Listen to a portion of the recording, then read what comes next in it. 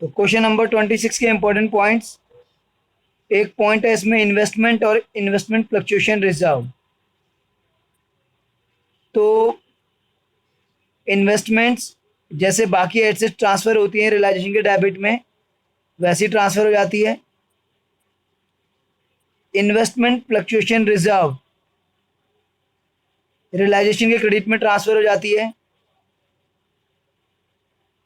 इससे कोई मैटर नहीं करता कि इन्वेस्टमेंट कितने में सोल्ड हुई, ज़्यादा में या कम में या उतने में ही।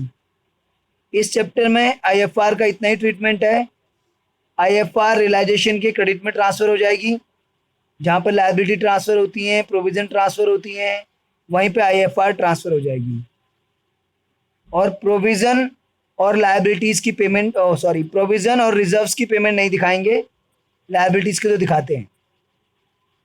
तो आईएफआर सिर्फ रियलाइजेशन के क्रेडिट में ट्रांसफ़र होगा, उसकी पेमेंट नहीं दिखाएंगे। और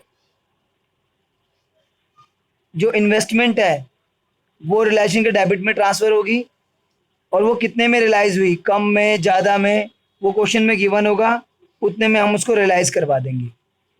बस इतना ही ट्रीटमेंट है इसमें आईएफआर का। इसमें बाकी चैप्टर जैसा नहीं है कि इन्वेस्टमेंट की वैल्यू कम है या ज़्यादा है, उससे आईएफआर बस ट्रांसफ़र हो जाएगी, आईएफआर पे कोई फ़र्क नहीं पड़ेगा। ठीक है, चलिए और क्या पॉइंट है क्वेश्चन नंबर 26 में देख लीजिए। इसको पॉइंट को लिख के दिखा देता हूँ मैं आपको, जो मैंने अभी आपको एक्सप्लेन किया। ये रियलाइजेशन अकाउंट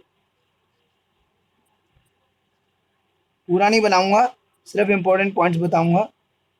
आईएफआर यहाँ ट्रांसफ़र हो गई आपकी, आईएफआर है आपकी 4500 की, यहाँ ट्रांसफ़र हो गई। और इन्वेस्टमेंट बाकी एसेट की तरह यहाँ पे ट्रांसफ़र हो गई, इन्वेस्टमेंट्स 15,000 की। अब आप देख लीजिए, आप पी इन्वेस्टमेंट ले गया है 12,500 में, तो यहाँ पे पीस कैपिटल अकाउंट इन्वेस्टमेंट वो ले गया है 12,500, उसके अकाउंट में चढ़ जाएगा।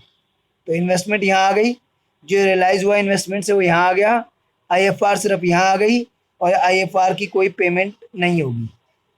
ठीक है, ये आईएफआर का पॉइंट है इस चैप्टर के अंदर।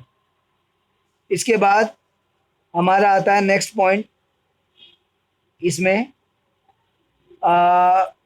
रियलाइजेशन से रिलेटेड। इसमें लिखा हुआ है P was deputed to realise the assets and to pay the liabilities. P को डेप्यूट किया गया है एसेट्स को रियलाइज करने के लिए और लायबिलिटी को पे करने के लिए, उसको काम सौंपा गया है। He was paid 1000 as commission, और उसको 1000 रुपीज़ कमीशन दिया जाएगा इसके लिए। तो यहाँ पर आएगा रियलाइजेशन के डेबिट में आएगा ये पीस कैपिटल अकाउंट, 1000 रुपीज़ उसके अकाउंट में डाल दिया जाएगा। ठीक है, तो रियलाइजेशन कमीशन आप ब्रैकेट में अपने रेफरेंस के लिए लिख दीजिए, रियलाइजेशन कमीशन उसको मिलेगा।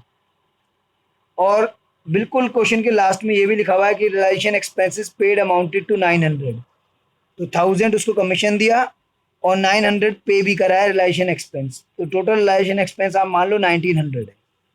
जो उसको दे रहे हैं वो उसके अकाउंट में चढ़ा दिया, और जो 900 पे कर रहे हैं वो हम कैश के थ्रू, क्योंकि इसमें बैंक नहीं है कैश है, तो कैश के थ्रू रियलाइजेशन एक्सपेंस 900। तो ये इसमें रियलाइजेशन के पॉइंट थे भाई, तो उसको तो 1000 दे ही रहे हैं और 900 का एक्सपेंस भी है इसमें। ठीक है, और इसमें इन्वेस्टमेंट स्टॉक डेटर रियलाइज, हाँ, plant and machinery were sold to Q for 22,500, Q लेके गया है बट उसके अकाउंट में नहीं चढ़ाएंगे, क्योंकि आगे लिखा हुआ है for cash. Plant and machinery was sold to Q for 22,500 for cash, तो फॉर कैश यानी वो पेमेंट दे के ले जा रहा है, तो इसमें अकाउंट में नहीं चढ़ाएंगे, इसमें कैश के अंदर ही आएगा प्लांट एंड मशीनरी। पार्टनर ले जा रहा है दैट डजंट मैटर, क्योंकि वो पेमेंट दे के ले जा रहा है। ठीक है, तो ये इस क्वेश्चन के इंपॉर्टेंट पॉइंट्स थे भाई।